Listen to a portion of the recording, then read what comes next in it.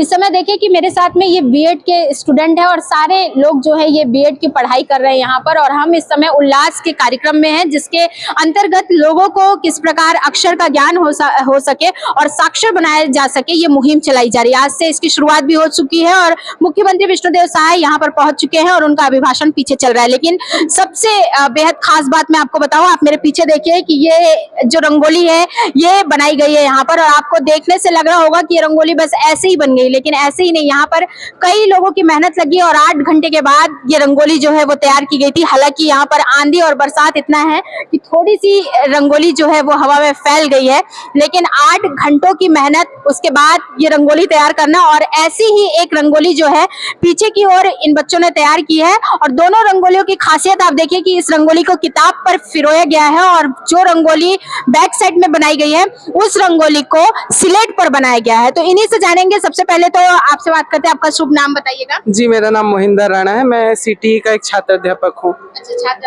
अध्यापक हैं। कितने घंटे लगे और कितनी मेहनत हुई? जी, हमने बेसिकली 2 रंगोली बनाई है, तो इस वाली रंगोली को हमने ज्यादा टाइम दिया है।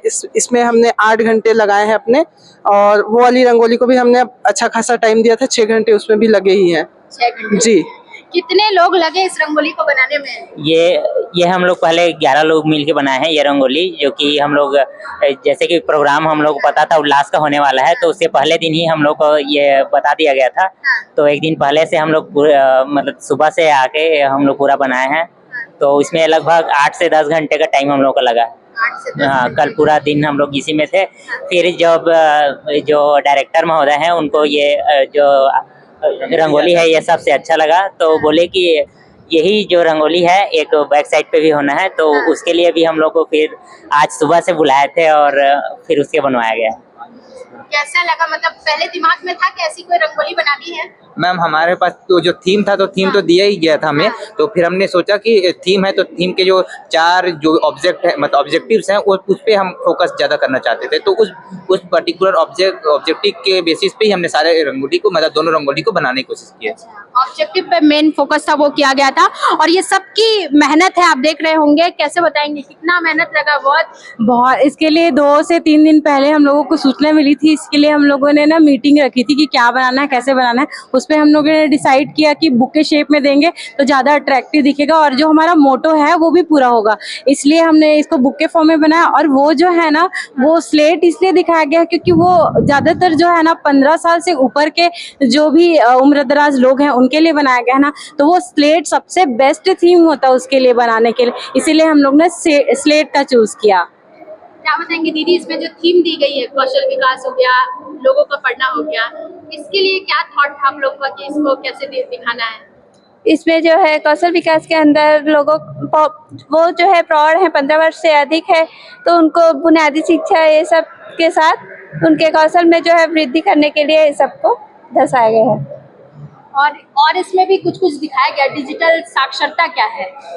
डिजिटल साक्षरता मतलब कि जो हम लोग डिजिटली जो प्रोवाइड करते हैं, जैसे लैपटॉप के थ्रू, प्रोजेक्टर के थ्रू, मोबाइल फ़ोन के जरिए जैसे ऑनलाइन क्लासेस चलती हैं, ये सब के थ्रू जो अपन लोग दे सकते हैं, जिसके लिए पर्टिकुलर किसी स्पेस पे जाना नहीं है कि स्कूल आपके पास आ सकता है, आप उसको देख के सीख सकते हो। ये सब चीज़ के लिए ना डिजिटल साक्षरता का जो प्रोग्राम है ना वो लेके आया गया है। दीदी थोड़ा आगे से अगर आप दिखाएंगी इस रंगोली को। हालांकि एक स्टूडेंट जो है वो इस समय हमारी मदद कर रही है ताकि आप तक जो स्टोरी है और जो ये रंगोली है ये पहुंच सके, और आप देखिए कि सबके लिए शिक्षा कितनी जरूरी है और कैसे ये इस रंगोली को जो है बनाया गया है। छत्तीसगढ़ को जो है वो दिखाया गया है, और कौशल विकास क्या है, कैसे आप सीख सकते हैं। FLN जो है, FLN के लिए क्या बताया है? जी, FLN का होता है फंडामेंटल लिटरेसी एंड न्यूमरेसी। इसमें ये होता है कि जो फंडामेंटल, जो हम बुनियादी शिक्षा जो होती है एक बच्चों की, जिसमें अक्षर ज्ञान आता है, ये सब होता है। और न्यूमरेसी का मतलब संख्या का ज्ञान,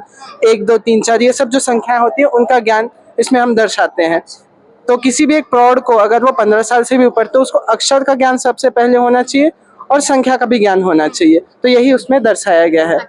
तो देखिए सबके लिए शिक्षा प्रौढ़ शिक्षा, अ से आहा अंग जो है, ये तमाम जो चीजें यहाँ पर दिखाई गई है, ABCD जो है वो कैसे सिखाते हैं और कैसे अंक गणित जो है 1 से 10 तक पहले उनको समझाते हैं, क्योंकि आपको ये सब सुनने में बहुत सरल लग रहा होगा, लेकिन जब उन्हें सिखाना पड़ता है, उन्हें उनके घरों से निकालना पड़ता है, तो बेहद ये समय कठिन होता है, क्योंकि लोग कहते हैं कि अब हम बुजुर्ग हो गए, हमें पढ़ने की क्या जरूरत है, अब हमें ये सीखने की क्या जरूरत है, अब तो हम मरने वाले। तो ऐसे जब सवाल आप सुनते हैं तो आप सोच सकते हैं कि जो उन्हें समझा रहा है वो कैसे हताश हो जाता होगा और स्पीचलेस हो जाता होगा। लेकिन उस कड़ी में भी लोगों को कैसे जोड़े, ज्यादा से ज्यादा लोगों को घर से बाहर निकालें, साक्षरता की क्यों जरूरी है, साक्षर कैसे बनेंगे, ये तमाम चीजें सिखाने के लिए उन्हें इस प्रकार की जो चीजें हैं, एक्टिविटीज हैं, ये करते हैं। तो इन बच्चों का भी बहुत सहयोग रहा।